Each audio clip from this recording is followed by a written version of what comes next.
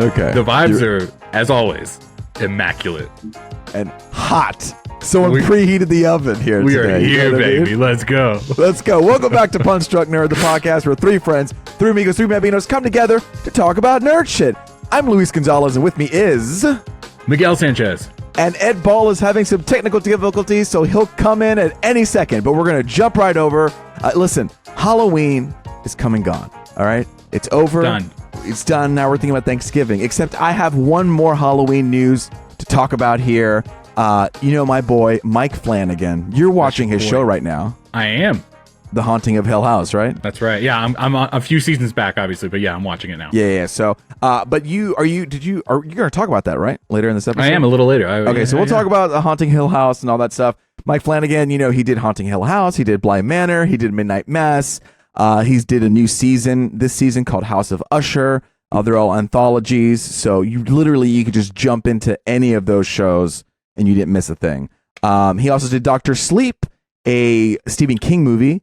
Whoa. Yeah. I didn't know that was him. That was him too. Oh, okay. That makes sense. And then he did another like 45-minute movie called Gerald's Game. I don't know it. I just looked it up and I saw it. So there you go. And he's doing another Stephen King movie called The Life of Chuck. Yeah. Life of Chuck includes a lot of Marvel people like Tom Hiddleston, Karen Gillan. Is that her name? How do you pronounce her last name? Oh, I think I've always said Gillan, but maybe it is Gillian. No. I think it's Gillan. I thought I misspelled it here, but I didn't. So good job. With all respect. With all respect to my past self, you did a good job. I didn't misspell it. Karen Gillan, Chiwetel Ejiofor, you know who he plays. Ejiofor, thank you so much. You're welcome. Who plays Mondo from Doctor Strange? From Doctor Strange, Baron? Yeah. Oh, you're naming Marvel characters right now. I was like, he also does a lot of other things. Okay, but okay. No, well, I grouped them up because those are like the Marvel family. You know, okay. I get you. And then little surprise here, Mark Hamill will also be in this movie. Wow. But he showed up in the House of Usher, which was, in Netflix this year. So yeah, he's bringing in people that he's worked with. And then Matthew Lillard, who, famously Shaggy from Scooby-Doo. No, I'm kidding. Scream. He was in Scream. He was also in the latest movie, Five Nights at Freddy's. So he's making his comeback into scary movies. So yeah, just, Mike Flannigan making scary movies. Wanted to announce it. Releasing. That's a good cast. It's not a bad cast. I think it's gonna be a good experience. I'm ready for it. I bought my tickets already. It's gonna release late 2024, early 2025. So check that out. Any thoughts before I move on? What's so funny? No, I bought my tickets already. It's 2 years away. No, it's this Mike Flannigan character, I'm paying attention to what he does now. You said Dr. Sleep, that makes sense. You know what I mean? I didn't put Did you see Dr. together. Sleep? No, but I've seen the trailer several times. I know his work very well. So pretty familiar. No, but just like watching Haunting of Hill House, like it's like, oh, okay, I can, and pairing that with that trailer, I'm like, oh, I kind of see what his overall style is. Right. And it seems like it lends itself to this genre. So, and he's fun to watch. So he is fun to watch. He's kind of like the new tradition of like, oh, now it's time to watch the new Mike Flannigan show. He's made a name in such a short period of time. Yeah, you know what I mean. So yeah, exactly. He's got the talent. He's got the talent. Check it out. The Life of Chuck. The next thing I was going to talk about is listen, Killers of the Flower Moon. We talked about Scorsese. Yeah, we did. Was that last week? Yeah, it was. And so his movie's hella long. It's 3.5 hours long. And we talked about how there are different venues that were forcing an intermission in the movie. Oh, that's right. Which is a big no-no. So Apple and Paramount cracked down. And as I was looking this up, it was mostly like European companies. Like maybe there's like one or two few like independent movie theaters. Ed, okay, had to be gone. All of a sudden his computer's not working. Okay. Sorry guys, I can't be there for this discussion because one of his theaters, The View in UK, they had little breaks. Same with another chain called the UCI Cinemas. They have their cinema chain like AMC. They have 40 of them in Italy. And all of them had 6-minute intervals. So you're saying intervals. Do you mean intermission, or are you saying like I do mean intermissions? But when I pulled it from the article, they said interval, and then I just kept it in there. Maybe it's like an interpretation of that word. Maybe it is. Let us know at Punch Drunk Nerd what interval means to you, and make sure to subscribe. Hit that notification button. Write a review. Okay, we're trying to get big out here. We'll respond if you comment. We'll respond. We really will. We have nothing else to do. We are thirsty. And just in time, our baby boy here, Ed Ball, he's slowly popping up on screen. The anticipation is killing me. Here he is, ladies and gentlemen, Edward Ball. Ed, make yourself known. Say hello to the crowd. Here I am. There you go. I am back. You look like you look like you tussled with the computer, man. You look a little jostled. Yeah, we talked it out. How many times did you say the word fuck? No, actually, I'm just vibing right now. I knew exactly what my computer was going to do. It took forever. I'm really sorry. But I'm going to be honest with you. I was sitting back enjoying. I had some edible juice. And I'm just chilling. That's juice you can eat. For those listening at home, I was fixing one of some of my ratings on Letterboxd. So while I was waiting, because my computer was updating and restarting, and I promise you, I was trying to do this. We're recording. We don't need to talk about this, but that's okay. This is what people come for. They want to know the insights. My inadequacies as a human. Well, Ed, you mentioned something. You mentioned something really fun there, that you were updating your Letterboxd. First off, promote your Letterboxd, and secondly, tell us what's your top movie and your bottom movie. Bottom movie, that's a hard question. I mean, look at your fucking ratings and tell me at the bottom of that list. What's the bottom one? 1,244 movies. How many? 1,244 movies. Did you fucking open letterbox.com like 10 years ago? You're like the founder of that site? That's too many reviews, baby. Too many? No, I've seen a lot of movies. I want to keep track of it. So which one's the lowest one? Why don't you just organize it by rating? Can't you just relist? I guess that's hang on. No, see, you came back in, and now we're gonna put you on the spot. We like to abuse Ed here, okay? Yeah, we have a good. If you guys want us to abuse Ed less, sign up for our Patreon. That's right. If you want to do it more, sign up for our Patreon. That's right. No, our OnlyFans. Hang on. Okay. We're gonna fill this dead air. So I'm gonna do keep talking. I'm gonna do the next news story, and after that, I'm gonna check back in with you, Ed. Okay, so we got another news story here. Sicario. Whoa, that news got deleted off our doc. I'm gonna talk about it anyway. I did. Sicario 3 is coming. They're prepping to make a third one. And did you guys see the second one? I didn't. Okay, I heard it was less. I heard it was less good. It was less good. And that's my Letterboxd review. I loved the first one, and it's directed by Denis Villeneuve, the guy who's directing Dune. He directed Arrival and Prisoner and things like that. Great movie. And then somebody else came in, but it was the same writer, the guy who does Yellowstone. He wrote the first Sicario. Taylor Sheridan. Sheridan, yeah. And then in the second one, he wrote the same thing. I was like, okay, so this seems more like a director problem. The problem is he's not coming back for the third one, and they're thinking that it's going to be the Mission Impossible guy, right, Ed? Christopher McQuarrie, rumored, because apparently he's helping write it. But that would be such an interesting end to the strange journey that is the Sicario trilogy.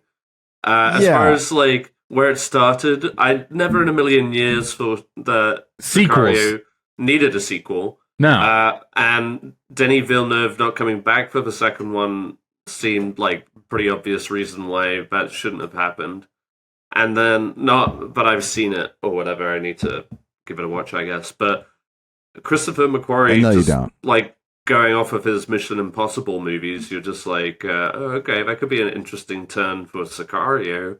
Like all of a sudden it takes just like super high stakes, like action. Yeah. Like, what does that mean? Is it still, because like the original Benicio Del Toro like hanging on the side of a plane. Yeah. And Emily Blunt swinging in. Ooh, the first one was such a character study. You know what I mean? Yeah, like it wasn't really about like good. and then the second one became more action heavy and more just like shock factor about being a Sicario. But yeah, the action in Sicario was very restrained, but it was shocking. Which is how it should have remained. That's why it's just like a weird dynamic. Well, and it's the funny thing is like as I was reading the news about it was that the writer who was in both 1 and 2 that they were like Sheridan is busy obviously with his Yellowstone shows. But hopefully he'll be involved, and it's like, well, damn, like he's also if he's not going to be there, and Denny's not going to be there. Then it is gonna feel different. He's also got that other show on. I want to say Apple or something. The Lionesses with Nicole Kidman and. Is it a Western? No, it's like similar to Sicario. They're like military, and they go kill folks.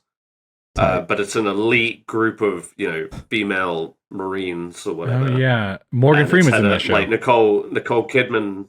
Yeah, and Nicole Kidman is I'm pulling it up. She's like the handler of the group, and I don't know why I'm blanking on her name. From Avatar. And from Avatar. Zoe Saldana? Gamora. Oh. Zoe Saldana. Sorry, I was blanking on her name. I apologize. Special Ops Lioness. Zoe Saldana. Don't know her. Don't know. And Nicole Kidman. That's all you really need to know. Tight. Anyway, there it is. So yeah, he is all that to say. He is a busy boy. So yeah, it'll be interesting. Like if it is Christopher McQuarrie, I am like curious to see what he does outside of the Mission Impossible franchise. Mm-hmm. Did either of you end up seeing Dead Reckoning yet? No. I saw the Honest trailer, though. I want to. What'd you say? I saw the Honest trailer, though. Oh, okay. Word. Well, that fills you in. You get it. Right. That's the ultimate vibe. I'm gonna like, if you don't want to see a movie, like if you already have like your predetermined convictions against the film, Honest trailers is the best way to just like reaffirm those feelings. But yeah. Okay, Ed. That was the new story. Yeah. Did you get your letterbox figured out? The worst movie. Yeah. If I could figure out my swiping thing. I struggle, guys. You're still struggling with the no button life. Yeah. All right. So the top four, but on like the very top row of my highest rated. No, I said lowest rated. Well, let's start here. Okay. I'm just starting here. I've made progress, Luis. Give me a fucking break. I know. I just wanted to make it hard for you. Okay. Okay. It's Parasite, Everything Everywhere All at Once, Barbie, and Spider-Man Into the Spider-Verse. Those are the top four movies on my highest, like, if I went from highest rated. Okay, those are all good. Those are all really great movies. There's a lot of 5 stars below. What's your least favorite movie? I'm pulling it up. Don't tell me you're swiping. Don't tell me you're just scrolling down, right? No. I'm not an idiot. No. Okay. Or maybe I am. He's like, no, I'm not an idiot. Swipe faster. Okay. Oh, woof. All right. Spider-Man 3, Charlie and the Chocolate Factory, the Johnny Depp one, Alice in Wonderland, the Johnny Depp one, and Justice League. Either the Joss Whedon one. Yeah, either one of them. The Hobbit, the Battle of the Five Armies, Jumanji, Scooby-Doo. Wait, which Lucy. Jumanji? The first one or the reboot? The first one. Whoa! The first Jumanji is at the bottom of your list. Yeah. Here's what I've learned about Ed Ball. No. Here's what I've learned about Ed Ball is like whatever movie that you are like nostalgic for and you have like a very fond memory of, Ed comes in and he's like, well, that movie was terrible. Well, so it's a weird dynamic. I'm trying to think as to why I made it a half star. That seems a little harsh. That is harsh. I grew up with this movie and I thought it was fun. I guess I'd seen it in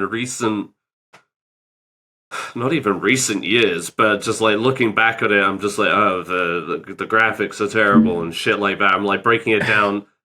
I'm not saying I'm right. I'm just trying to think. I'm like, okay. I don't know next why week, our feature discussion, we're gonna watch frickin' Jumanji. No, not even just Jumanji. Let's have the conversation about graphics and how they age in movies. What do you want? You know what I mean? It's a movie from the late 90s. God.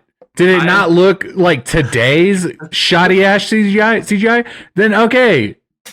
And you buy into it, you know? No, that's fine. I'm like, one of my favorite movies is Hook. What do you want from me? Well, that's what I'm shocked. I'm agreeing with you. I'm not disagreeing with you. I'm trying to simply justify what went through my brain when I gave this movie a half star. I'm just saying. I'm sorry. Yeah, no, I'm sorry. I got knee jerky. I got a little emotional. I really want us to watch this again because I feel like I need to hear that's 0.5 stars for that movie is too low. Let's do a running segment where we try to watch the bottom rated movies on Ed's Letterboxd and see if we can't bump them up a little bit. Okay. I like that. Did you want to hear any more, or was that? No, I'm angry enough. I'm angry enough. I'm a little bit full already. Okay, let's just do it. I'll be honest. Like, I'm surprised that's there. Okay. If I'm being fair, don't change it. Don't change it. I won't wait till we rewatch it. I'm rewatch it. I'm looking at all of these like half stars now, and I'm like, no, I wouldn't say this is as bad as all of these. Ed, do me a quick favor. Can you plug your Letterboxd right now for people to go check out your reviews real quick? Like my name? Yeah. Look into the camera and say, hey guys, follow me on Letterboxd. Follow, if you want to. Follow me. No, demand them. Follow me on Letterboxd at AneliusBall89. We'll link it down below. Okay. Yeah, we'll link it down below. We'll put it in the description reviews, for sure. But I got a fuck ton of lists and rankings, and I want to join Letterboxd, but it intimidates me. It shouldn't. It's so unengaged. Think about the worst person you know that has movie opinions. They have a Letterboxd. You know what I mean? And you guys can follow me at Miguel Lim Sanchez. No. Well, you're running our Punch Drunk Nerd Letterboxd account, aren't you? That's you put our one movie in there. What was it? What was it? It was like Blue Beetle or something.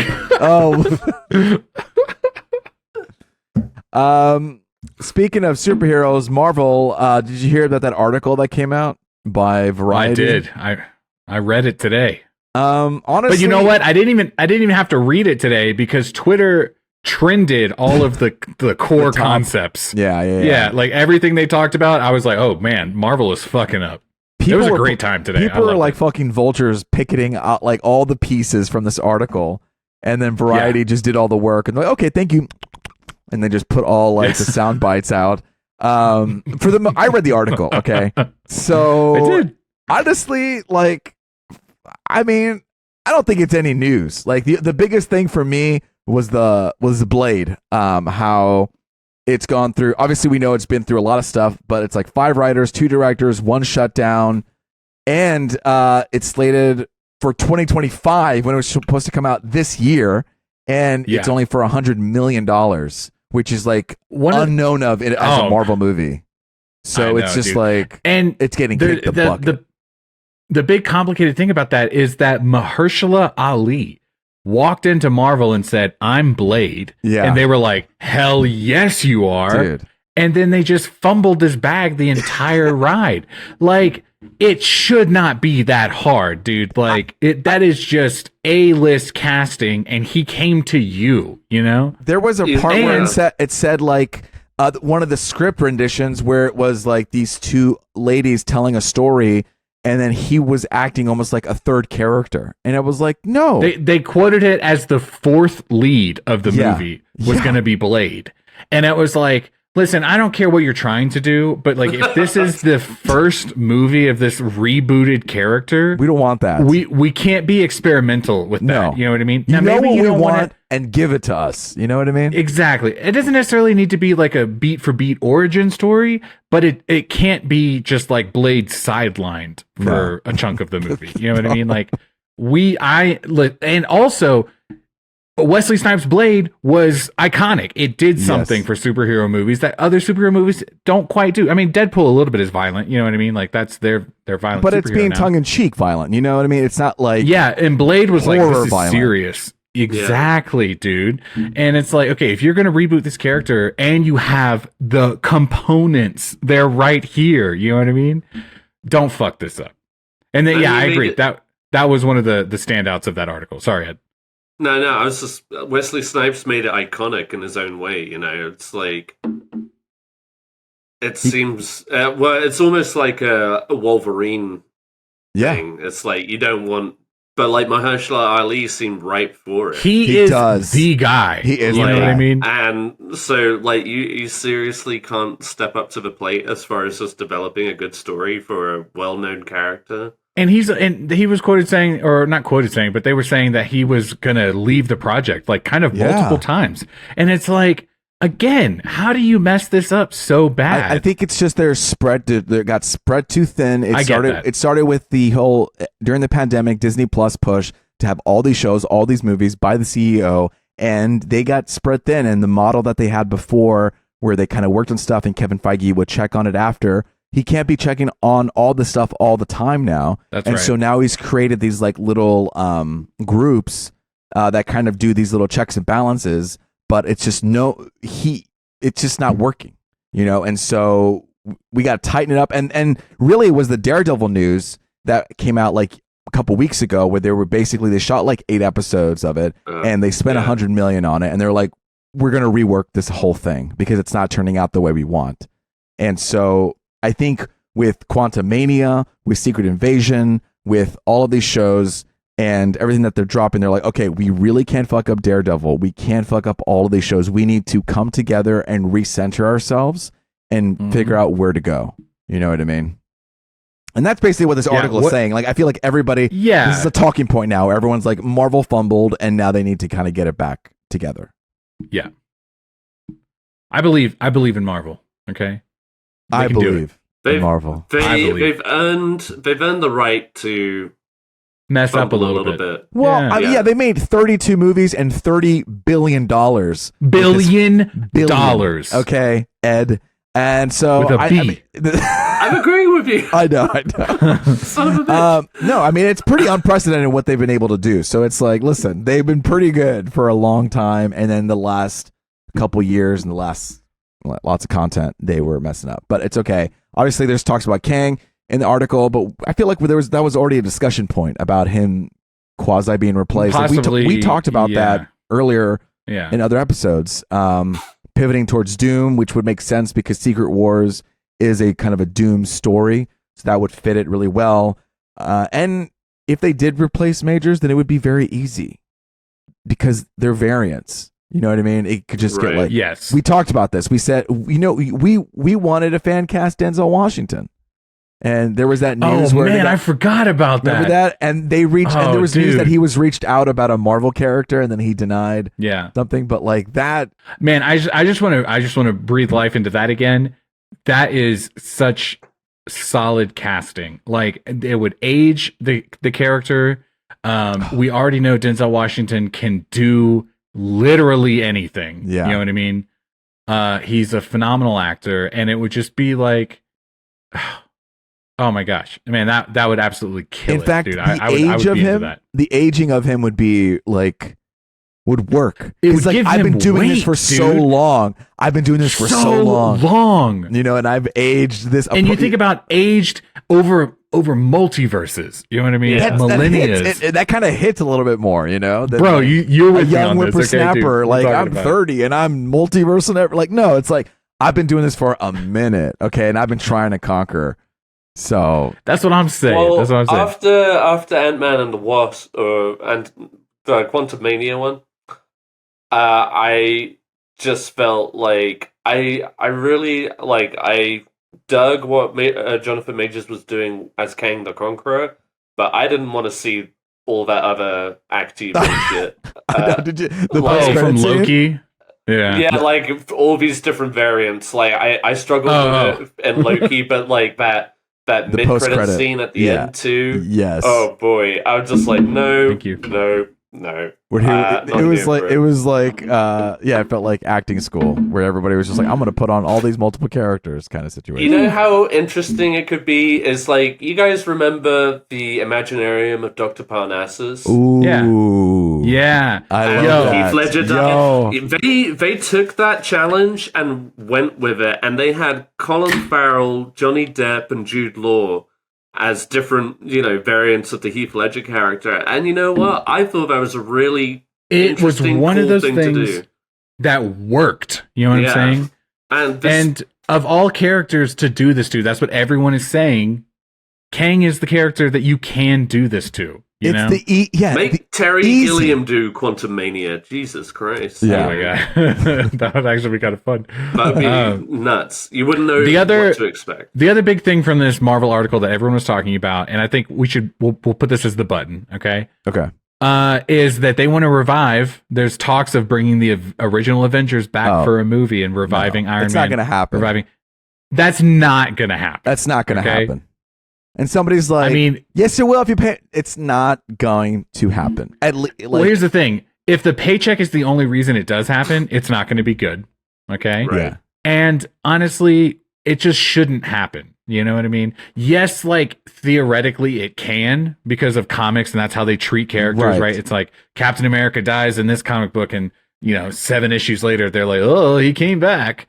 I get it. But it's just like the emotional impact is going to be lost. 1,000%. It's going to sour everything that's kind of happened already.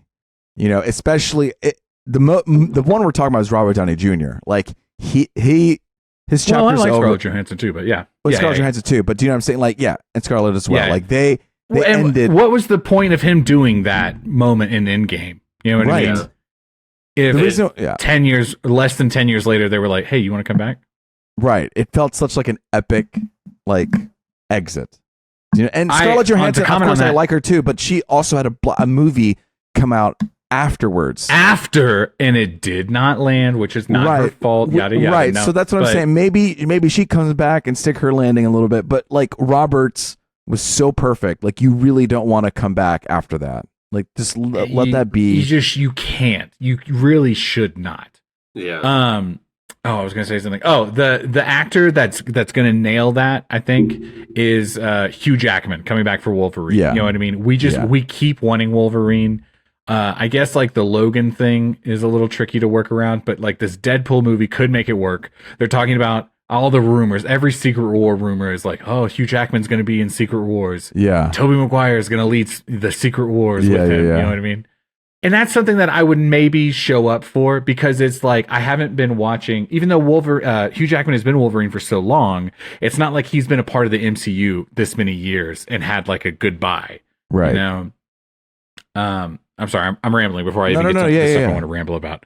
But I don't think they should do this. And that's my... There you go. I feel like I had one more thing to say, but I don't remember. So we're moving on.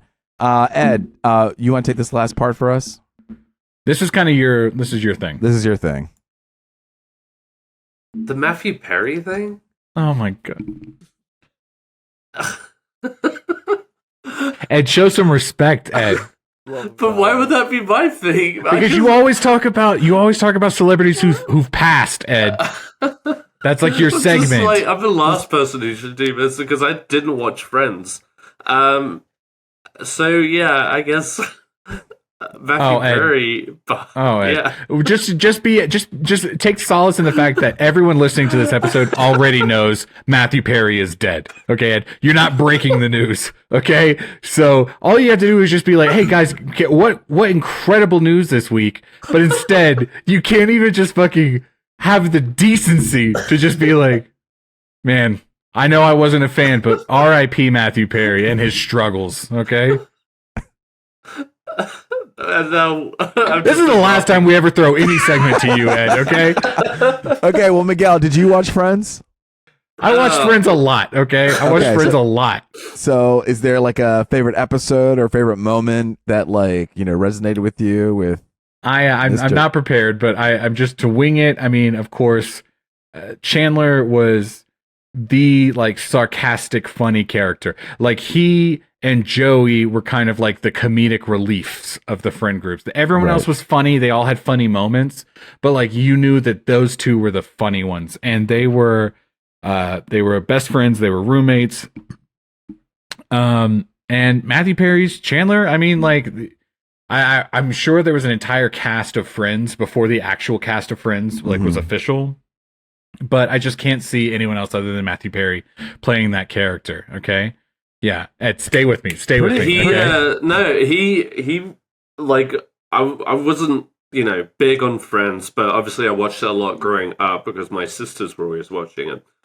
It's a big part of pop culture. It's really hard. It was just one of those shows you couldn't really avoid, And but Chandler was always my favorite character. So I always thought he was the funniest, and I just Ed, it's a bummer. Ed, let me walk you through next time this gets thrown to you. This is how you started, okay? You guys, I didn't find myself loving Friends, okay? It wasn't my top show, but my absolute favorite character every time I watched was Chandler Bing. R.I.P. Matthew Perry and all of his struggles, okay? He'll be missed. Thank you. Come on, man. You could edit out everything that just happened previously, Luis, and then start with that. Okay, I'll do that. Sure. Matt Perry. No, he was big news though. No, it was huge. It was it was really sad. Shocking, it was shocking. You know what I mean? Obviously, very young. Yeah. Really unfortunate and really tragic that somebody passed away that early. And I didn't see a lot of Friends either. But I obviously was in the background a lot. He was in a movie called Numb that I kind of enjoyed a little bit. It was like Garden State-esque. Somebody who kind of disassociates with himself as he's trying to go through life, but he feels like he can't connect with anything and kind of falls in love in the process. And, it's not a perfect movie, but I think he does a great job with the performance, and I found it to be enjoyable. So it's this movie called Numb. If we're talking Matthew Perry movies, which I think is fun, I think the one that I really enjoyed was The Whole 9 Yards. Oh, yes. That was a great movie. Did you ever see that one? I think I saw both of them. They came out with a sequel. Yeah, we know it. Give it a 0.5 on Letterboxd. Fucking, it's somehow better than Jumanji. That's a good movie. I want to rewatch it actually. Now that you've talked, I'm like, that'd be a nice one to put on again. It's one of those movies that I remember. There was an era. I'll try not to ramble. There was an era when DVDs first came out that my mom would just be like, you know what? No, we're not even going to Blockbuster. We're not renting these movies. If I walk down the aisle at Walmart and I see, because we were going to Walmart, if I walk down the aisle at Walmart and I see a movie that I kind of want to watch, I'll just buy it. Yeah, and that was like one of the first 10 DVDs I ever owned. It was an iconic picture of the DVD where they're all like, Bruce Willis is like in the middle, and they're all kind of like, yeah. Bruce Willis, Matthew Perry, we were friends. We were Friends fans in my house, so that was a seller. This was post watching the movie, but Amanda Peet is great in it. Yeah. No, it's a really fun one. Ed, have you seen any Matthew Perry movie? No. Watching you didn't watch 1,200 movies, but haven't seen one Matthew Perry movie, huh? You didn't see that one where him and Zac Efron switched bodies, huh? Okay. No, I sure didn't. I'm really. I'm trying to think of if.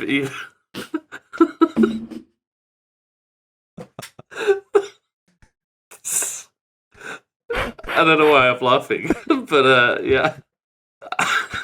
I would like to. I don't know. I don't know Matthew Perry. I would like to think that in this moment, that if he was making us laugh just one more time, you know what I mean? He'd be happy. What a sweet moment that is, and we're not because we're laughing just like thinking about how much fun Matthew Perry was. Yeah. Okay.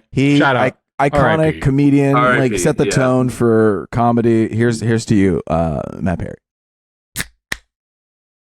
There you go. That's what I'm fucking talking about. Let's go. All right. Let's go. Like I said, no feature discussion this week. Things are kind of slim. You know, I've tried to figure out what movies are coming out. We had so many in the summertime. We had a lot earlier in the year, TV releases, but obviously with the strike and all these things, there's not a lot of stuff for us to rally around. So we'll try to think of feature discussions, but now we're going to go to what we're into. Obviously Halloween is past, so get ready to hear a lot of Halloween content. But Miguel, yes, in the front row. I have several things. These are not in order of which I want to speak about them. Okay. I was just adding them to the list. In fact, we talked about Mike Flannigan earlier. I would like to talk about me watching Haunting of Hill House on Netflix. Okay. Let's do it. Okay. Yeah. You guys have both, and now first off, I'm behind the times. Okay. This came out like years ago. Yeah. Get you that sip of that Stanley. Okay. Don't hug it. You know what I mean? like it's the most treasured thing you have in your home. You're gonna keep commenting on it every time I pick it up, so I'm just gonna keep it in frame. Yeah. I like this thing where you get an extra long straw next time and just be Ed, that's your cup. I have my cup, Miguel. Now you need your cup. Okay, this is. Yeah. Well, I have several cups. I just don't use them. You got to have the Batman cup. Just that. You hydrate, baby. You kind of just raw dog it straight with the can. You just use the can. You don't need any cups. That's you go right. Straight from the can. We'll be here all night. Okay, so we were talking.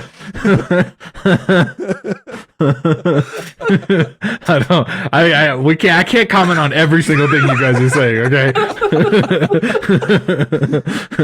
but trust me, I clocked it. Okay, so we were talking about Mike Flannigan earlier. I'm currently watching Haunting of Hill House. I have not finished it yet because I'm a little bitch when it comes to scary movies. It takes me forever to get through these things. Because like when I'm watching content and it's not scary, I can like sit down while I'm eating dinner and then I could watch another episode after dinner. But when it's like a scary thing, I'm like, no, I need to digest my food properly before I watch this. Okay. I don't need to shit my pants. Okay. So we're watching A Haunting of Hill House and I got to tell you guys, what a fucking show. Strong start. Okay. Everything drug me into this bitch. Okay. It was a great cast, great premise, lots of kind of thrills. I will say this, and even though I'm almost done, I'm not quite to the end yet, and I'm sure it's going to stick the landing. The second half of the season has really lost me. Okay.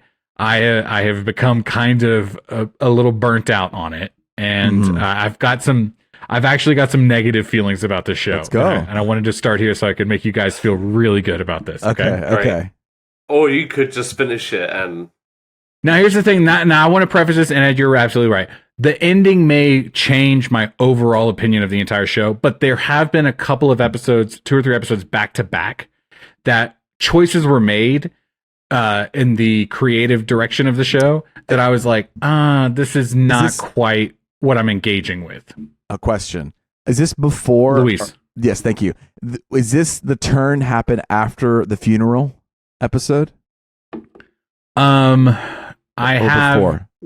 with the tracking shot. Yeah. Have you gone to the funeral episode at the funeral house? Yeah, I have, and that was definitely one of the episodes that I remember thinking like, let me take a step back, so everyone just calm down, okay, for a second, okay. I can see you guys are really concerned, okay. It's like I'm chilling. I don't know.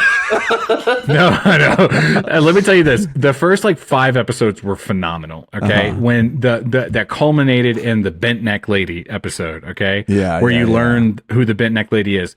Man, I just can't tell you how every episode, for the most part, really sucked me in. And I was just hooked, and I really liked the dynamic of the family, of the house, of everything. What a great, iconic bent neck lady. Like, that's a cool, like... Yes. And I feel like in those first 5 episodes or whatever, the title did a really good job about making you think as an audience member, it's going to go this one way. But really, they're just like... how do I say this? Like Bent Neck Lady was like, you think it's going to be this thing, but it's actually this person. And it's like, there's a reason why we're focusing on this person the entire. So I don't know. Those first few episodes were really good. Here's where it lost me a little bit. Okay.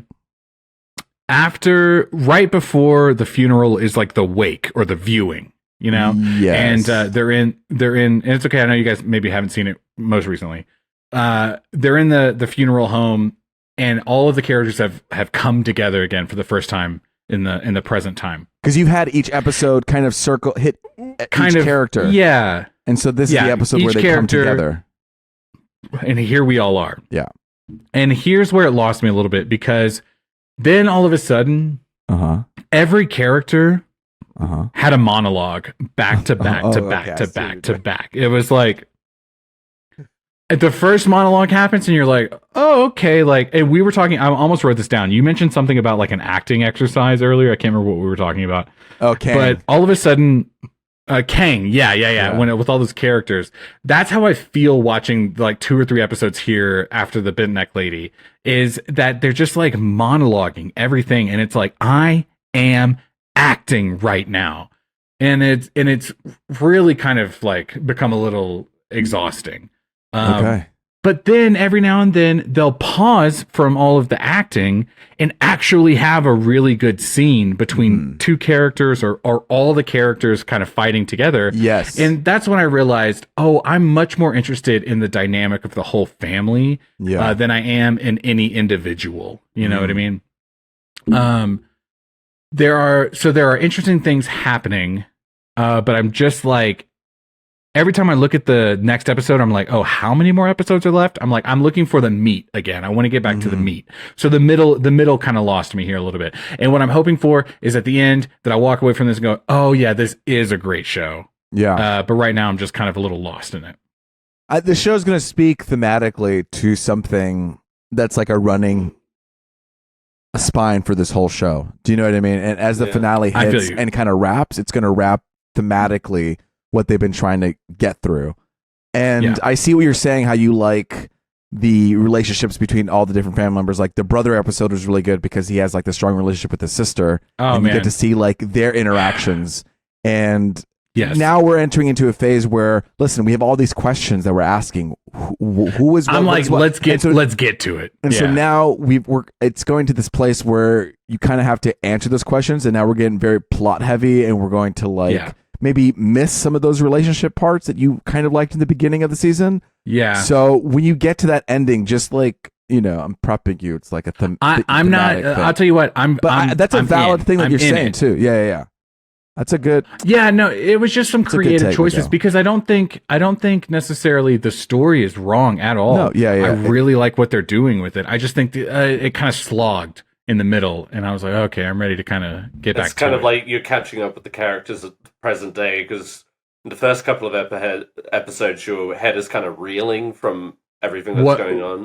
What's happening? And kind of asking the question of like, wait, who are these characters again? I had to really like focus, and so I was really drawn in. And I feel like, at least Luis, maybe like when that funeral episode happens with that's the one with the tracking shot, right? The continuous take. Everybody would talk about that episode after seeing it. So I'm curious, like Miguel, if you've gotten that far or not. I feel like it was like right in the middle. Here, let me tell you the last thing I watched, because surely I have, and maybe you just need to refresh my memory. Spoilers for the show. The last thing that's happening right now is the twin brother is going to the house and trying to set it on fire. And the 2 different cars of family members are driving to the house right now. You're almost done. Right? Yeah. No, I am almost done. No, absolutely. Yeah. And like I said, I am going to finish it. I'm just trying to figure out this tracking shot. I don't quite remember where that is off the top of my head. So they were in obviously the wake and like the open casket, or was it open? I don't know. But they were there, and they would leave, and then they would kind of enter back into the manor. You know what I mean? Like it was all one tracking shot. So they would go from one door and then go into another place. It was kind of like, whoa, how did they do that transition? And everybody, and then Netflix released a 7-minute behind the scenes video about it, because it was like a big moment in time, and everybody was like, that's how they did that shot. let me just go ahead and say that I think maybe I was so consumed by, I was like, I don't love the direction this is going. I think I was so kind of caught up in my own emotions about that I was not really focusing on the technical aspect. I don't even remember this tracking shot. It's definitely funny because it definitely plays like a play, because they were like, we kind of had to do this in one take, because they would really like come here and then float here and then move here, you know? Yeah. And so, but also I want to say that the ending of that episode of the wake, when the body, the casket falls on the ground, and then they pan back to it, and it's they cut between the past and the present, and the little girl saying like, I was screaming and you guys couldn't hear me, and then they cut to the bent neck lady after the casket has fallen, and she looked so sad. I loved that moment, and I kind of feel like this show so far has been like moments that I love, and then performances that I'm like, I'm not buying it as much. You know what I mean? I really think it's more so the acting than it is some of other things. I think that moment was when the first cut happened, right, or something like that. It was like, so it was supposed to like pull the you bent out neck of it. lady at the end, when the casket falls, that's the end of the episode basically. That's the first cut that I think happens. Okay, I think. Well, listen, let me just say all this. I'm gonna finish this show. Okay. And even though it's November, I'm gonna keep going. Okay, I only got like 2 episodes left. And I will say that there have been standout moments that have really sold the show for me, even if I don't 100% love it. Okay, that's great. The mom, I love her. She's phenomenal. Okay, she's good. I think the casting was phenomenal, dude. The young kids to the older adults, the parents as young parents to the older parents. Yeah. I mean, it's like almost like pretty spot on in that arena. I just need to kind of finish it and hope it sticks its landing. I'm rambling, and one thing I told you guys earlier is that I'm gonna ramble tonight because I've got thoughts. Okay? I love it. Do you want to? I'm gonna pause. You want to move on? We can. Do you want to go? There's so many things on the docket. I don't want to overtalk it. It's someone else's turn. Let's go, Ed. I just really caught up on. I'll tell you what. I did start the Beckham documentary series on Netflix. What?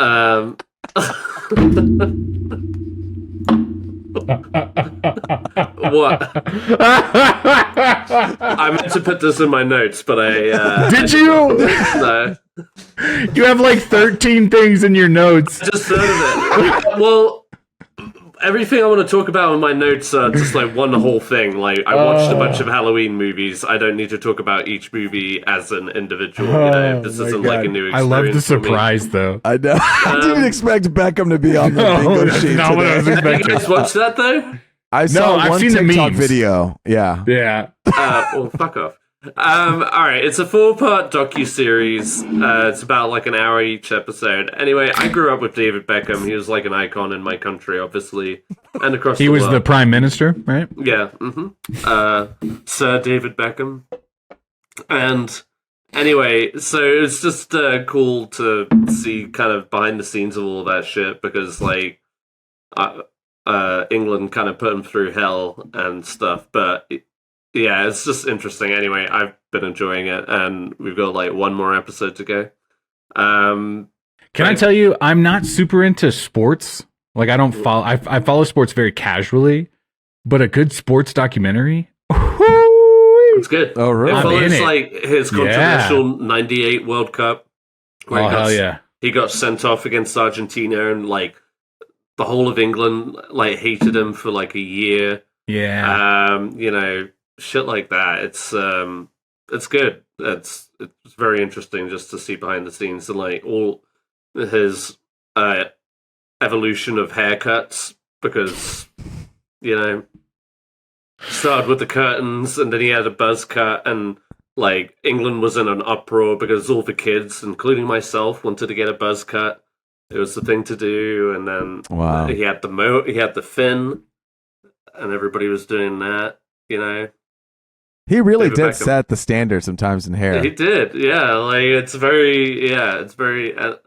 He wore like skirts and stuff like that in public, and the paparazzi were like, "Oh, what has David Beckham done now?" It's just silly times, but it's just interesting series. So would recommend. That's on Netflix. And then as everybody does, I've just been watching a lot of horror movies, guys. Yeah, getting in the mood, getting that spooky dick hard. And you just have that feeling. You need to, it's that time of year. So I tried to mix it up a little bit. I have like some go-tos that are like Sleepy Hollow is a go-to for me. I love watching Sleepy Hollow at Halloween. The Witch, obviously. And but I got Sarah and I tasked Sarah. I was like, come up with 2 like horror movies that aren't The Craft, or Hocus Pocus, and I'll pick one to watch, and vice versa. I'll like pick 2, and then you can choose which one you want. What did y'all choose? All right, so Sarah opted for The Exorcist of my selection. Okay, and she chose Scream for hers. And hold on. You created 2 movies, and she picked Exorcist, and then she made 2 movies, and you picked Scream. Well, well, I basically just told her, as long as it's not The Craft and Hocus Pocus, I'll just throw whatever on. Okay. And I won't even look at what you select, and so that's what she picked. She picked Scream. And I'll tell you what, I liked it a lot more this time watching it. I appreciated it a lot more. That's good. I thought I really enjoy. I had this pulled up, but no, I got more of the the subtleties about it, and the goofiness of it. The whole like Drew Barrymore thing at the beginning is great, like iconic. And I'm sure I've mentioned this in the past, but like before I ever saw Scream, I saw Scary Movie. And that just kind of ruined I'm sure a lot that of paints it. Yeah, so you're just like, whatever. But it is good. I feel like it was a lot longer than it actually is, because I was really put off by that the first time. Matthew Lillard, who plays Stuart, one of the killers. Spoiler. Yeah, we talked about him earlier in the podcast. Nuh-uh. Yeah, we did. We did. We really did. It's funny. You were gone a long time. He's just to catch you up on the podcast, he is going to be in a Mike Flannigan movie, in one of his Stephen King movies. It's called The Life of Chuck. Wow. And so, so he... I love it. He's fucking great in Scream. Yeah. Like, he's brilliant in that. So that was the, switcheroo. She watched The Exorcist for the first time, and I guess I kind of forgot how intense that movie is at moments. Yeah. And I was like a little kind of taken aback by it. Like, I don't know what changed, but it just was intense. It's one of those. It's just a good classic one, and I've only seen it once, so I thought it would be a fun one. It's a lot. It's Sarah like said she's been listening to a podcast about exorcism. So I was really? Fuck it. Yeah. Was she listening to that podcast before she saw the movie, or was it? Yeah, before. Wow. So. Yeah, see what it was all about. The blood, like that one scene where it's like the blood is coming out of the neck. It's horrifying. I haven't seen it. That's all I'll say. Yeah. Oh, she couldn't watch that bit. She. Yeah. No, it's rough. It's an interesting one. It's a movie though that's like a lot of people kind of emulate too, just because it's kind of like, well, it kind of reminds me a little bit of a movie that Miguel's going to talk about later. Oh, what's that movie you saw? Are you going to talk about it now? No, I don't know. I was trying to do a transition, but I also didn't want to cut off Ed. Sorry, Ed. I mean, that's really it. So on the side, I watched The Witch, and I love that movie. So I swear it. And then the other one, I just thought, because I said I always watch Sleepy Hollow Halloween usually, and I watched Sleepy Hollow earlier this year. So I decided to watch pre-Halloween. I decided to watch the other Depp and Burton it was August. team up and watch Sweeney Todd instead. And I like that movie. It holds up. I know some people aren't big musical fans, but I like it. It works, especially for Tim Burton. Like, this is like one of the last good movies he did. But I like it. It's fun, and the ending is always really good. You got something to say, Miguel? It looked like you have something to say. Can I share? Yeah. Can I share something? This is from our past. Okay, I don't think we've talked about it on the podcast, and I'll be very generous. I'll be very generous. Okay. So when we were in no, don't. Well, no, don't. When Sweeney Todd came out, we were in high school. Okay, and we did some sort of talent show. I don't remember what it was called now, but we did some sort of talent show. Tiger. Ed remembers. Okay, it was like a senior guys. I guess were the girls involved? I can't remember. It was like some sort of senior talent show. Okay. Yeah. At our high school, and when you signed up to do it, you had to like bring a talent, or you had to like prepare like an entertainment piece.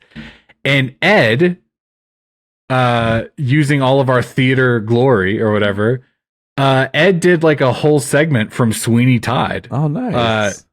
Where he played Sweeney Todd. He was dressed up as Sweeney Todd. I'm over here gushing because it was actually pretty fucking dope. He like dressed up like Sweeney Todd, and all of the other senior guys that were in the show, he used them as like the murder victims. Yeah. That's pretty cool. It was a dope concept. Ed, what was the song? Oh, fuck. I was watching it just moments before we started recording.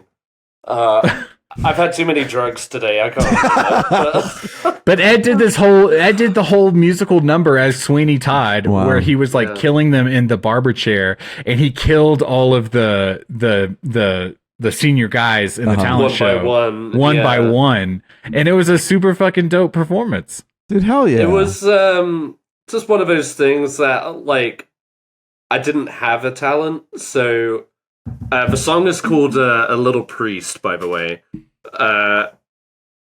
from Sweeney Todd. Sweeney Todd's a great musical. I'm not a great singer at all, and it was just like, I really didn't know what to do. I was up against like some jocks and stuff like that, so I did the most theater kid thing you could do and just reenact a whole scene. But it was good because like they had the whole lights, like the lights looked good, the set looked decent. He had them all in chairs, and every beat of the song he would kill like another of the senior guys. The song and it was about like they're talking about the different people the different kinds of people that they could kill and put into a pie, essentially. And so we were just going from contender to contender.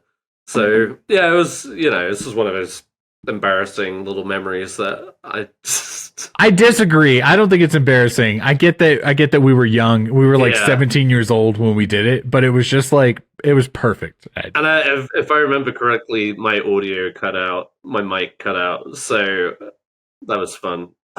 Anyway. But it looked amazing. Have you seen Sweeney Todd, Luis? I haven't seen Sweeney Todd. I haven't seen seen Sweeney Todd, or I haven't seen the musical either. So it's just like one of those blind spots. I've seen the musical too. The like live musical is fun.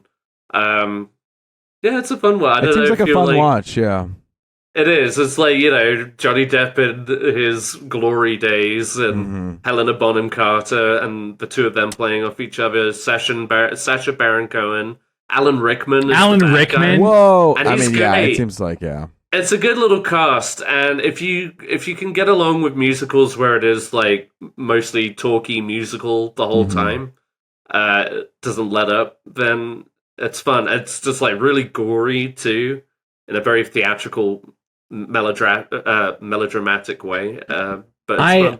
I just kind of feel like the first week or so of November, you can kind of get away watching horror movies. Let's throw them on. Let's get them done. Keep playing them, right? Let's just keep going. Luis, you watch some pretty scary movies. I got some scary movies too. Yeah. So, actually, what did I watch? I don't know. I'll say all of them. I actually watched Five Nights at Freddy because they said it's streaming. Oh, wow. It was streaming and on day one, stream and in theaters. So I was just, in my bed, in my covers, like, what am I going to watch? And then I was like, oh, I need to update my Peacock. And as I updated my Peacock, it was like, watch Five Nights at Freddy's. I was like, okay. I actually didn't play the game, but I'm interested as a person who doesn't play the game watching this movie. And it's been really interesting too because the narrative out there is like all the critics like fucking hate it. But then, all the people who played the game fucking loved it, and this movie did huge in the box office, where it was like, I don't know, 45 million, 50 million budget, and it first weekend made 75 million or 80 million dollars. So, and then it was the crowd was alive, and so it was just like a tale of two cities with this movie where. Okay, who am I going to trust? This is becoming bigger than I expected it to be, I went into the movie and you know what? 73%. I think it's like it's not like a terrible movie. Do you know what I'm saying? It's passing. But it's I think it has tomato? I don't maybe barely fresh. It's like you better eat it now. You would eat it today. Yeah, exactly. It's gonna turn. You better eat it now. Yeah. I think it definitely has moments, and I think that some of the story it like loses traction on some parts, and there's some plot holes, but like there are moments, and the lead act Josh Hutcherson that's his name, I think. Yeah. Hunger Game fame. Look, I think he does a good job. He pulls me in, and I think some of the performance is good and has moments. It's not perfect, but you know what? It's not as bad, I think, as people are saying it out to be. They're saying. Is it Killers of the Flower Moon? Obviously not. So you have to grade it on a different scale, And I think it could have been a lot cheesier, and it could have been more poorly performed, but I don't know. Not that bad, is that I'll say. That's what I said, 73%. And then also I watched Hocus Pocus 2, which I didn't see that last year, and then Halloween passed, and I was like, well, now I missed my chance, so I've been waiting all year to watch this movie. Finally watched it a couple nights ago, and also a movie that is okay. It's not that bad. Like the best part of it are the Sanderson sisters. Like when they show up, like when it started rolling, I was like, okay, I'm here, and I'm trying to get into. But once they come back, yes, they are a little older, so they're not moving as they're not as agile. But they still bring the energy here, and I have a good time when I'm on screen. I'm smiling, and that's all I can ask for. And in that type of movie experience, when I see them, I'm having a good time, and it was nice to just see these characters come back in a new light, even though they are a little bit older. I had a good time with it for what that type of movie is. Again, once they kicked in, for me, movie kicked in.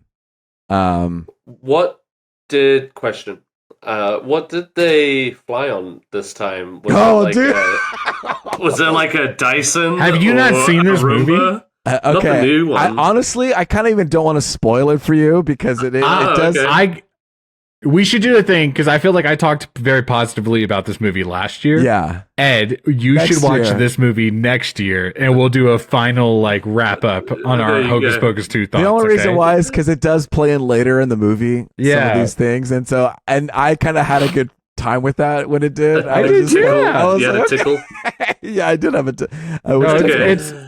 It's worth a watch. It's definitely one that I wasn't expecting to really enjoy, and kind of came away enjoying it a lot. Yeah, because when it starts, you're like, okay. I mean, okay, okay, right. And then I saw Haunting in Venice. I don't want to keep going. I feel like I want to go back to Miguel. Miguel. No, Miguel's is the feature discussion in secret. So he can close us out with the Spider-Man. Well, he also is going to talk about Hereditary. Hereditary. So hang on, I had a segue. There are a couple things that I want to talk about, but I feel like keeping in theme with our Halloween theme, I'll stick with the scary movie and I'll hold the other two. Okay. Wait, what are the other two? Wait, but you're going to talk about the other two in this episode, right?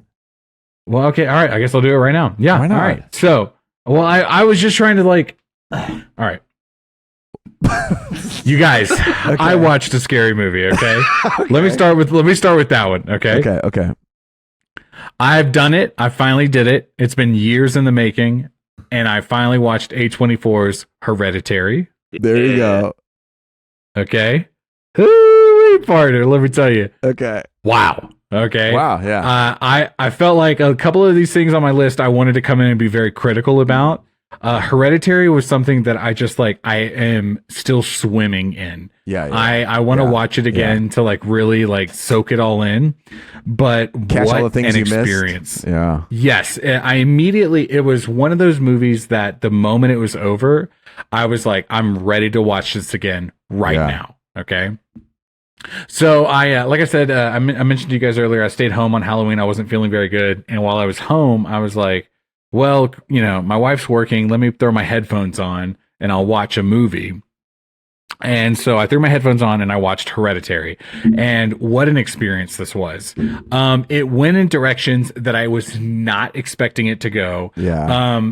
I'm going to spoil the movie Hereditary real quick because you guys have seen it, but I'm just going to go ahead and just tell you right now. Okay. The little girl in the movie, I was like, okay, she's like some demon girl. We'll see her a lot in this film. She'll demonize this whole experience. Yeah, exactly. And I just kind of like, okay, it's going to be this movie. And about 45 minutes into that movie, she gets into a car accident and they rip her head off of her body and she dies. Yeah. And when I tell you that I sat all the way up and said, oh my fucking God. I did too. I'm so lucky that my wife, she works from home. I'm so lucky she was not on a call when that happened because it was such a visceral reaction for me. Mm-hmm. I mean, I sat all the way forward to the closest edge of my couch and as close to the TV as I could be because I could not believe that was what was happening. And then every single moment, I took a pause, I caught my breath. And every single moment from that period on for the rest of the film, I mean, I was hooked.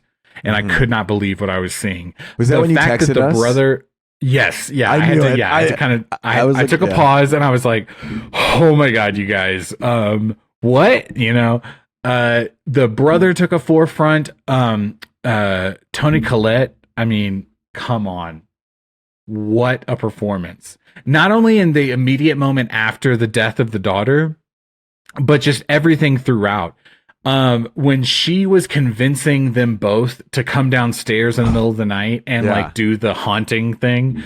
I mean, I was the husband watching in that moment and I was like, you stupid bitch. Okay. Like you're making me so angry. And when he had a moment where he was like, I only care about my son right now. And I was like, you know what? Like, there's some crazy shit happening, and if you were affecting my son in that way, like I would definitely become very protective of him. So the dad he became this like protector of the son, and he kind of just stood up to her and was like, "Fuck you, I'm looking out for him." And then they have this whole tender moment where she's like, "You have to burn this book, but it's gonna kill me, and you have to do it."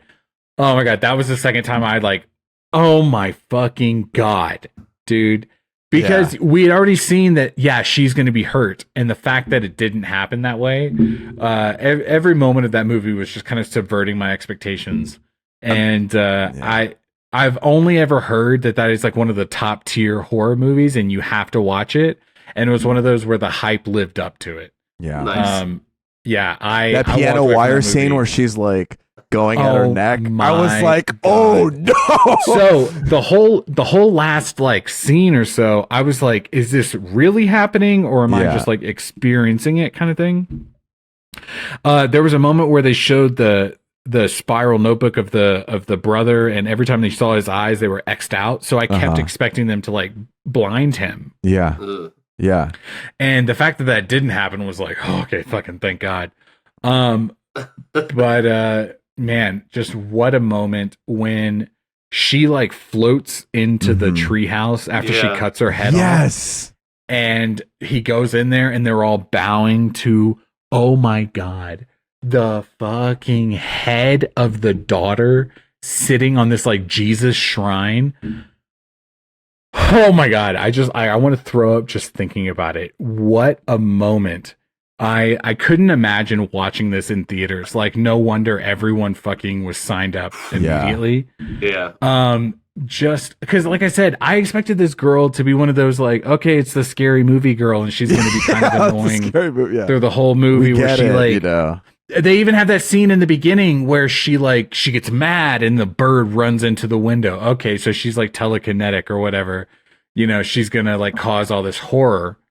And then 10 minutes later, she's fucking dead. It happens really quickly because she's like choking, and then he's panicking, and then there's the swerve, and like it just builds out, and you're just kind of like, it puts you in that place of like, what the fuck? Yeah, it was one of those moments where I was like, I know, Ed.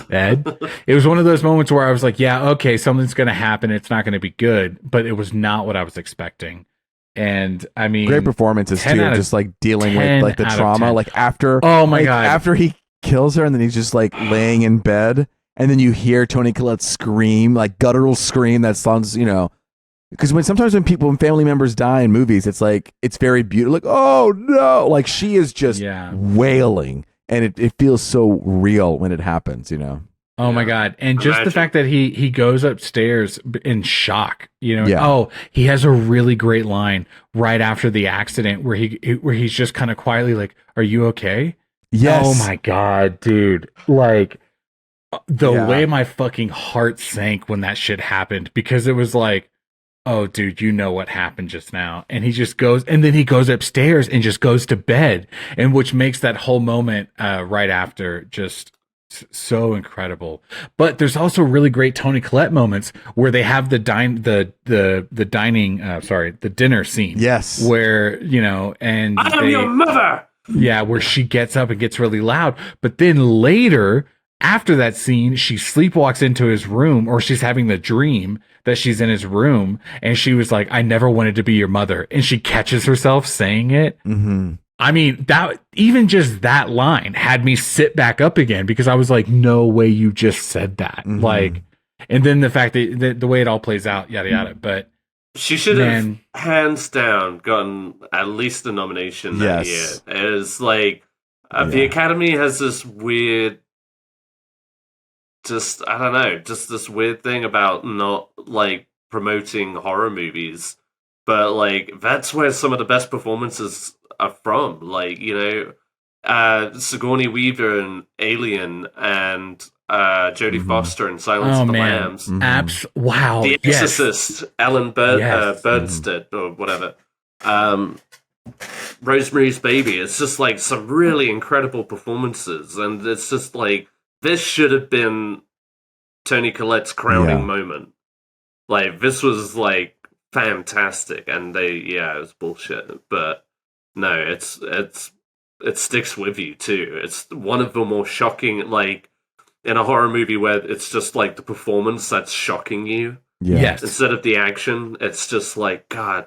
And it's also believable. It's not like she's just trying to deliberately chew the scenery. It just feels organic. Yes. Like her emotions and stuff. I tell you what, at the end of the movie, at the credits, they were like directed by Ari Aster. Yeah, and I was like, oh, of course. Like, that's why I'm hearing his name so much. We talked about Mike Flannigan earlier as well. Yeah. Like, it makes sense. Like, the product that he puts forth makes you feel something.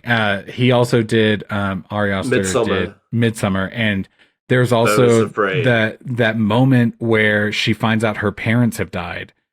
Florence Pugh just does this whole wailing moment, and it is so visceral. Like, it just makes you feel something. It does make me want to see Beau is Afraid. I haven't seen it yet. I would love for you to watch it. It is a different movie. A different vibe. Yeah. I get that. But it's also like, oh man, dude, I understand why we're paying attention to him now. What a great movie. I had a great time watching it. I immediately, when I was done, and I told my wife, I was like, you have to watch this movie, okay? So you should. There are like two little, there's a lot of like Easter eggs or things to look out for. Obviously, like, I always love that opening shot when it goes from like the playhouse, and then it sinks, like it zooms in, and then the playhouse becomes the actual room, and then that's like that's like their dolls in this big plan that's already been orchestrated. And so it's like from the beginning, you are being played.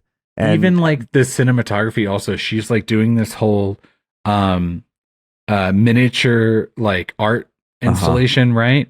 And every time they cut to like the outside of the house or whatever, they pan back a little bit further than normal. And it makes all of the houses feel like miniatures. You know what I mean? Like and I mean, oh, dude, right away, dude, I was hooked into this movie. And I tried to tell myself every time I got on my phone, I was like, Luis and Ed are like, of course he's on his phone. So I'd put my phone down. And I'd be like, no, I need to watch. You know what I mean? That's good. Yeah, dude, this was a great time. Do you remember that? I'll say this thing and then I'll go. But do you remember that chalkboard scene where she's like, "Oh, this chalkboard is from my child, and I'm trying to communicate with them. So you need to get something from your child." Blah blah blah blah. Before that scene happens, and she meets Toni Collette in the parking lot. Yeah. You can see that she just bought the chalkboard, so it's like it's alive from the get go, and you can kind of see it, like It like these are like the little details that kind of flesh out the movie into something else, and it's always exciting to rewatch it. And I texted you guys after the movie, that redhead in that movie. Every time I see her in anything, I'm like, oh, shit's about to get fucked up. Okay, like I can't trust her. You know what I mean? What a great performance. Loved the movie. Dude, okay, 10 out of 10. Good. We were worried that you were gonna have other thoughts, but you loved it. I'll say this. I had a couple negative feelings on several of the things I have on my list. Hereditary was not one of them. I had a great time. All right, I want to hear about No Hard Feelings. Oh my god, I was going to throw this one away. So this is that Jennifer Lawrence Netflix movie, right? Where it's not a Netflix movie. It's on Netflix now. It's on Netflix. Sorry, it's on Netflix now. It did pretty good at the theater. It was a Sony Pictures movie that came out in theaters. Got it. Yeah. Her whole deal is she's dating like a fresh into college, college freshman to make him more cool or whatever is like the general premise. Don't the parents pay him to fuck her, like to fuck him or something like that? Like, hey, yeah. Okay. They've put out an ad to get her to come date him and make him cool. Yeah. So he's not like a loser virgin when he goes to college. I'll say this. Let's talk Hereditary and No Hard Feelings. Both of these movies were something that people talked about. You know what I mean? People talked about No Hard Feelings? They did. I heard about this movie a lot. When we actually sat down and watched it, I thought it was okay. Mm-hmm. I think Jennifer Lawrence, the big talking point was that Jennifer Lawrence is actually really fucking funny, you guys. And this is a comedy. And we should appreciate these indie comedies, not necessarily indie, but we should appreciate these comedies. And I just thought it was like, it was kind of like by the numbers funny, you know? It was funny, but it wasn't necessarily like groundbreaking. Right. And very respectfully, I spent most of my time talking to my wife about, Jennifer Lawrence doesn't look the same way she used to look. And that was kind of the conversation we were having. The big comedic moment was like this nude fight that she has, and I was expecting to like cry with laughter. It was so funny, and it was just kind of like, oh, this is more played as like shock value than it was like actually tightly timed or anything like that. Oh, really? Yeah. And it ended, and I felt like, oh, that's like a sweet ending, but I didn't really feel like this was a necessary movie. Yeah. I kind of had the feeling about it when I saw it. I was like, well, maybe I'll get to it. Wait, did you guys see it on Netflix? No. Not yet. Oh, and okay. you've just sealed its fate. I just sealed its fate. But it's not necessarily because anything is bad. It's more so just like a little overhyped. Like it's fine. Like it's good. But it's not like anything unexpected. Like you have seen this movie probably. Yeah. Right. Yeah. All right. Well, this is the part where the episode where I'm going to bow out because you're going to talk about. See, I feel like I've spent it all. Like I really need to pee, and then we keep going. Okay. Okay. I was going to hold this. You want to pee real quick? Or do you want to? Let's take a quick. Can we take a really quick break if I'm going to talk about Spider-Man? Otherwise, let's close it out. Okay. We should. Let's hear about Spider-Man. Ed, you're going to have to lead the convo. You can go pee. Why? Because I'm sick. What are you talking about? I can't. I'm still. Luis hasn't played it yet. Well, hold on. I played the first. I haven't played it. Yeah, but you don't care about spoilers. I do. I've been avoiding spoilers. Like. Oh, but I'm not even okay. But you gotta ask questions like you're an interviewer. You know what I mean? Like I played the Sandman level, and that was it. Okay. And then now I'm like, oh, Sandman, and then Hunter, and then now we're like trying to clean up the mess. And that's all I've done. Oh no. Yeah. So I don't know what's happening. Okay, we're gonna take a little break, and we're gonna come back right now. Okay, we're back. Miguel, how was the pee? Glad to hear. It was good. Do you guys ever try to aim for the quiet part of the bowl? Yeah, I do. No. I don't want to make I don't want to make a whole hoo-ha when I'm going, you know? So it's like, let me try to go quiet. No, I actually do like a hoo-ha. Listen, you're going to talk about Spider-Man 2. I've only played the very beginning up into the title card, and we beat little Sandman. All I can say is what an intro to that was. It was a fucking blast to play that first. I was like, yeah, baby, we're back. Swinging between the two different characters, and then you get to have the little spider webs coming out. Yeah. And just him fighting all the Sandman people. I was like, dude, I got this. I can knock all these people out. Boop, boop, boop, boop, boop. I felt pretty like a badass. So now, Miguel, you're going to talk about Spider-Man 2. Obviously, I've been avoiding spoilers like a madman, and I'm going to dip out for a second and have you guys talk. Just give me a thumbs up when you want me back in here. Okay. You got it. All right, Miguel, take it away.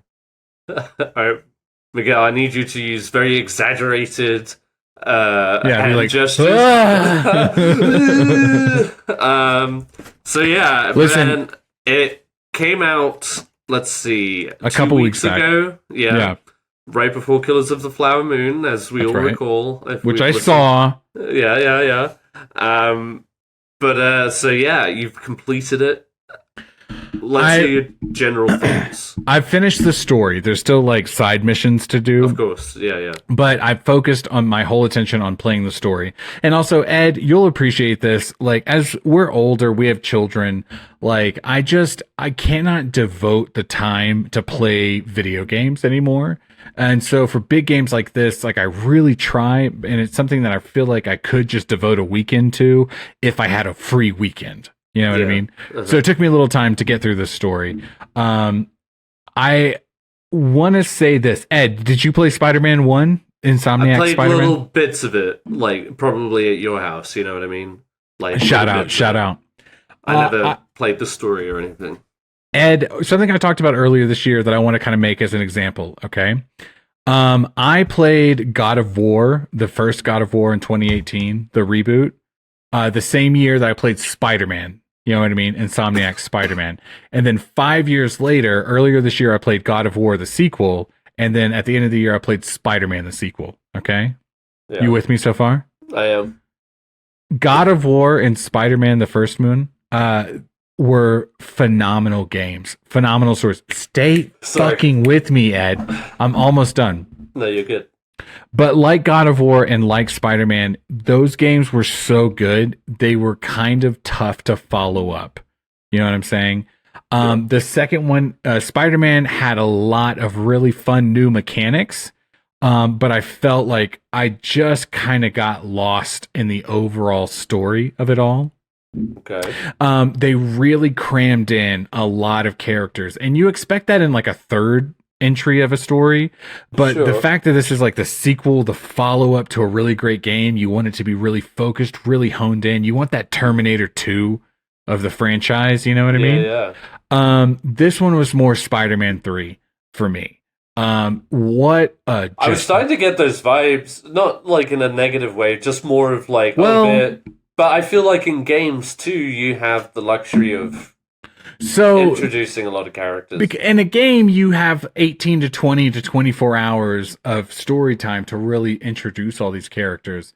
Yeah. But my problem was the pacing was a little off.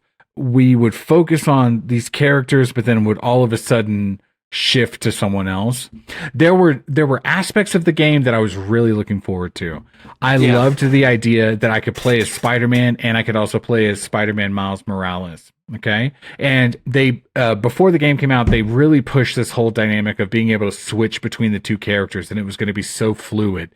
So I could be swinging as Spider-Man in one part of the city, switch to Miles Morales Spider-Man, and be swinging in the other part of the city, kind of deal. Yeah. I will say, for as much as they talked about that, it never felt that fluid. I never felt like I could just be any Spider-Man at this moment. In fact, there were moments that they said, you can't be this other Spider-Man right now because you're locked into this story element, whatever. Sure. They also just jam-packed, listen, Spider-Man, Miles Morales, those were the two protagonists, right? And then Harry Osborn comes in. Harry Osborn and Mary Jane become a side story for Peter Parker. Miles Morales and all of his family and friends become a side character for his story.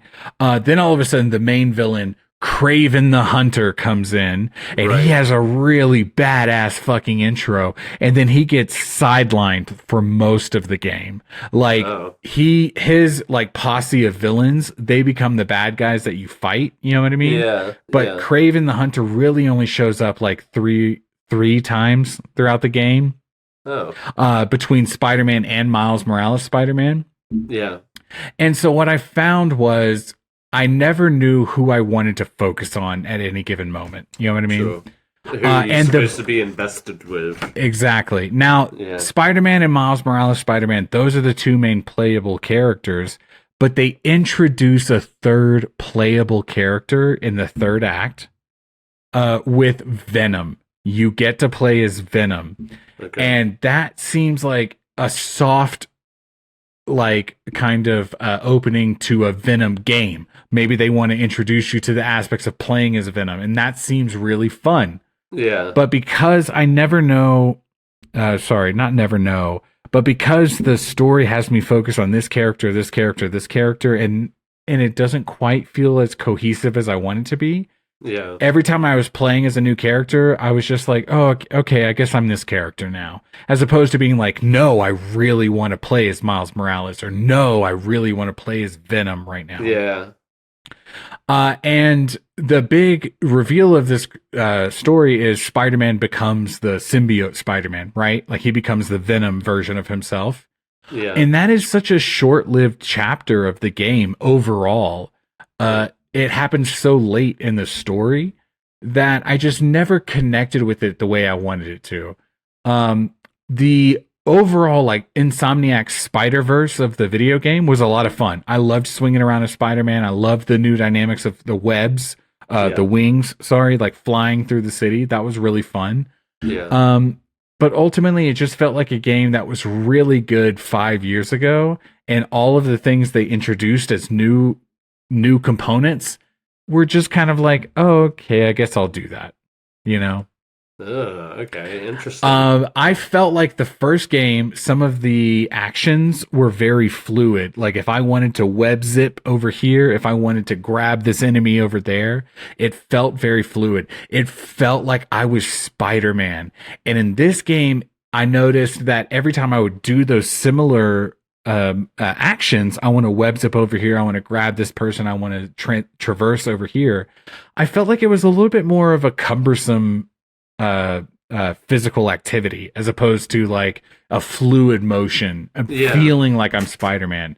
And that's what I mean about God of War and Spider-Man 2018, both of those games, is they just nailed those versions, and these new sequels just didn't quite live up to them. They perfected it the first time. Hard to live up to. It's hard to live up to, and that's kind of how I feel about these games. A lot of good moments. And some things that they improved, but ultimately I just felt like nothing that made me go, this is groundbreaking, you know? Was there anything, what are some, like, highlights that stand out to you? Like, what are some... Okay, and there were highlights, okay? Yeah. First off, I love both of the Spider-Man characters, okay? Yeah. I think they are fun. I just think I got a little lost choosing between who do I want to play, because it just doesn't feel right to switch away from one, you know? Yeah. The actors that play them, I'm blanking on their names. I'm so sorry. I'll add it here later. they're so good. Okay, they feel like lived in characters. I will say that Miles Morales is a character that I really enjoy, and they kind of shortchange him a little bit in the story as well. Yeah, sure. Because it's what it is a sequel to Spider-Man where the main character is Peter Parker, right? Yeah. And what they're trying to do in this story is introduce this idea that both characters are Spider-Man. They call both of them Spider-Man. And the end of the game, no spoilies, sorry. Miles Morales tells Peter Parker, like, I've got it. Like, I can do this. Like, I can be Spider-Man and you can have your life. And it's supposed to be kind of like a really touching moment, but I just don't think it ever lands because I don't spend enough time with both characters to feel, you know what I mean? How was the gameplay for Venom? Okay, so first off, the character that becomes Venom, do you know who Venom is? Like Tom Hardy's Venom, do you know his character? I guess. What's his name? What's his name? Eddie Brock. Ed, baby, let's go. All right. Eddie Brock is Venom, but in the Insomniac Spider-Verse of this story, they've switched it up. And I don't know if they're adapting a comic that I'm not aware of, but the character of Venom in this game is not the character that you expect. At the end of the very first Spider-Man, you find out that Harry Osborn has been sick the entire game, and the way they cure him is through the symbiote. And the very last shot of Spider-Man is the symbiote, like, grabbing at the screen. Yeah. And so in this game, the symbiote is attached to Harry Osborn, and then it slips over to Peter Parker. Yeah. And then it slips back to Harry Osborn, and he becomes Venom. Interesting. And there's this whole transformation moment where he becomes bigger. He's like the character of Venom that you're picturing. Yeah.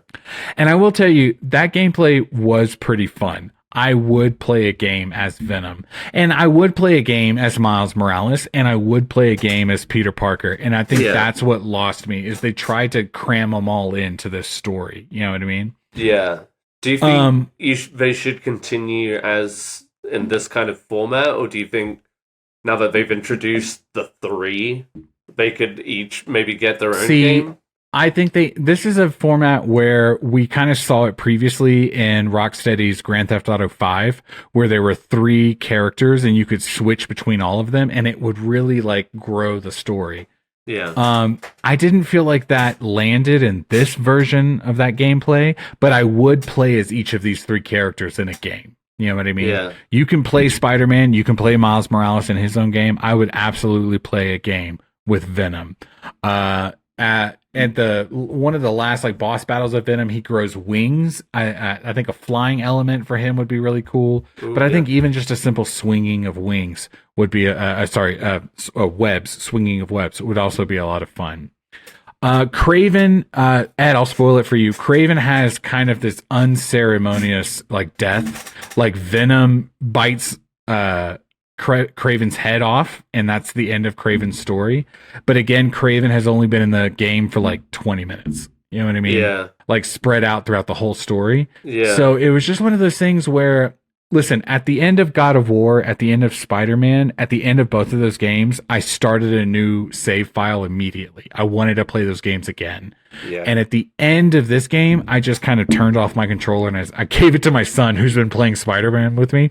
And I've been telling him, like, you can't play the story, okay? You can play the city, but you can't play the story. And as soon as the story was done, I handed him the controller and I was like, okay, play whatever you want. You know what I mean? Like, I just didn't care at the end of it.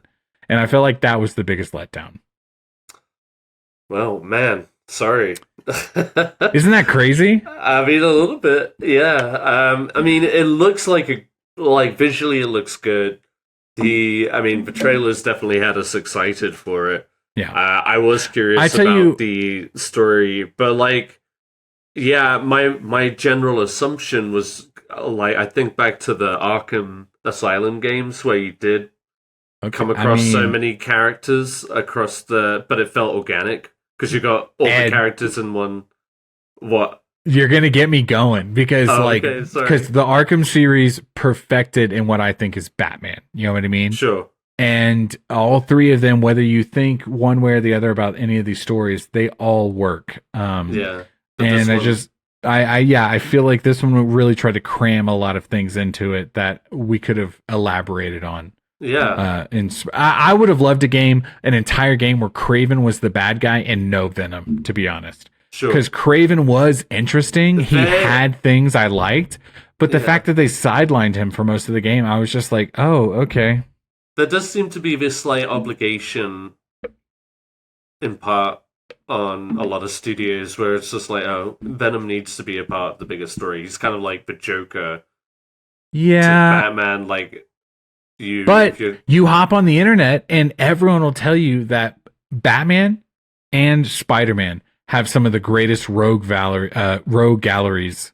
The villains of all time, and 100%. Those villains are so good because they are singular villains. You know what I mean? Right. Like, yeah, in Spider-Man, you get that like kind of like a Sinister League, whatever, 6. You know what I mean? But it doesn't have to be those 6 every time. Like, these bad guys are just as compelling one-on-one versus Spider-Man. Yeah, absolutely. So I just wish they would have chosen, this is the Venom storyline, this is the Craven storyline, this is the Miles Morales storyline, right, and just kind of focused on it. Because by the end of it, I was just like, oh, okay. Like, I appreciate it for the characters, but it just didn't land with me. Yeah. Yeah. Well, listen, I don't want to ramble. Disappointing, but good. It's nice to have like a different perspective on it. So,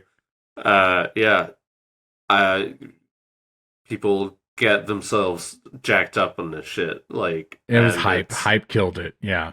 Yeah. But at least though it had some good moments that you enjoyed, and I feel like I didn't talk about those enough, but there were fun elements. I was having fun, but ultimately I felt myself being like, I need to finish this game so I don't get it spoiled for me. You know? Yeah, absolutely. And that just became like work. You know? Okay. Well, I just alerted Luis. We're done. Luis, this is such a long what a long episode, okay? Oh man, I can't wait to play. I can't wait to play the game and then come back to listen to this episode and give my thoughts as well. You know what I mean? It's so fun. It's so fun. I'm excited for you, Luis. It's gonna be this is gonna be fun. It's one of those games I wouldn't mind playing for sure. It does seem like a good one to have around. I did have a question. Your friendly neighborhood Spider-Man. I don't know if it's me or maybe it was the time of day or something, but did the graphics look as good as the first one did, or did they look just a little bit? They don't look as good, right? No, the city itself, the HUD itself, like the graphics on the screen for like go here, go there. Uh-huh. No, it did not look as good. Like I feel like it's like the last game. The last two, like, crisp. Do you know what I'm saying? Yeah. And I don't know if it was just, like, rushed. Yeah. On the PlayStation, I changed my brightness settings and contrast settings to make it look a little bit better. Oh, interesting. Okay. Yeah. Well, hopefully I get to play tonight. Who knows? But listen, that's been the episode. All right? Guys, what a long one. Long one. We're back at it again, giving news, giving what we're into. I don't know what we're going to talk about next week. But you know what? Tune in next week when we talk about whatever that is. Okay. It's been me, Luis. What up, Ed? Did you have something to say? I'm kicking myself now. I saw The Killer and I didn't talk about it. But I'll save it for next week. Oh my god. No, that's our bad. That's our bad. Wait, did you hold on?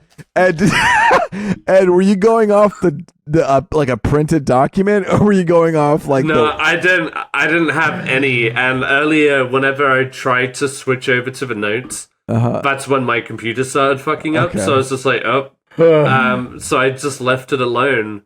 I completely forgot about it. I'm so annoyed. Well, maybe I went and saw David Fincher's The Killer at theaters. It'll come out on Netflix, and I'll give you my review then. Okay, let's do it. That's good. Yeah, when does it come out on Netflix? Ed, tell us. I think the first week, next weekend. Next weekend, not this weekend, but next weekend. It might be this weekend. Let's see. If the killer, just Google it. The Killer if you're listening to this episode, Netflix Google release. Don't worry, I'll do it for you. November 10th. Wait. So next weekend, yeah. Okay. Fuck. Well, so yeah, I'll hold my reviews for that release. Okay. My bad, guys. Perfect. It's okay. No. It was all vibes. That's what you guys were laughing at whenever I said, like, "Oh yeah, David Beckham." Right? Yes, Okay. because we deleted the killer, and we thought, let's see if you can figure out which one we deleted. Oh man. Okay, cheeky fuckers. The new movie that was worth reporting. Good content, yeah. Oops, sorry. Jesus Christ. All right. Well, there you go. All right. Bye. Oh no, it's me. Bye. Miguel Sanchez.